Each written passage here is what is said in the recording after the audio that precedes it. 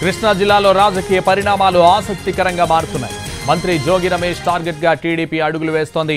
ఈ క్రమంలోనే మైలవరం, పెనమలూరు రెండు చోట్ల టీడీపీ సర్వేలు చేసింది. ఇక్కడ ట్విస్ట్ ఏంటంటే రెండు చోట్ల టీడీపీ అభ్యర్థులుగా వసంత కృష్ణ ప్రసాద్, మాజీ మంత్రి దేవినేని ఉమా పేర్లతో సర్వే చేయించారు.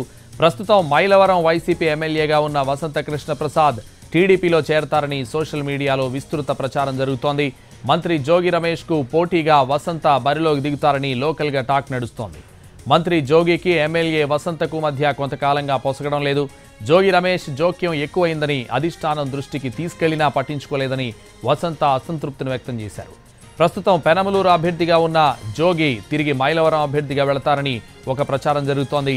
ఈ క్రమంలో జోగి పోటీ చేసే అవకాశం ఉన్న పెనమలూరు, మైలవరంలో రెండు చోట్ల టీడీపీ అభ్యర్థిగా వసంత పేరు మీద సర్వే చేస్తున్నట్లు సమాచారం.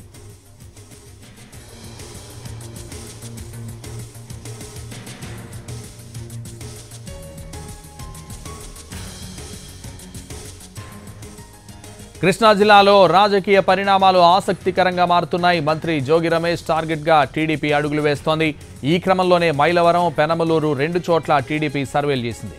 ఇక్కడ ట్విస్ట్ ఏంటంటే రెండు చోట్ల టీడీపీ అభ్యర్థులుగా వసంత కృష్ణ ప్రసాద్, మాజీ మంత్రి దేవినేని ఉమా పేర్లతో సర్వే చేయించారు.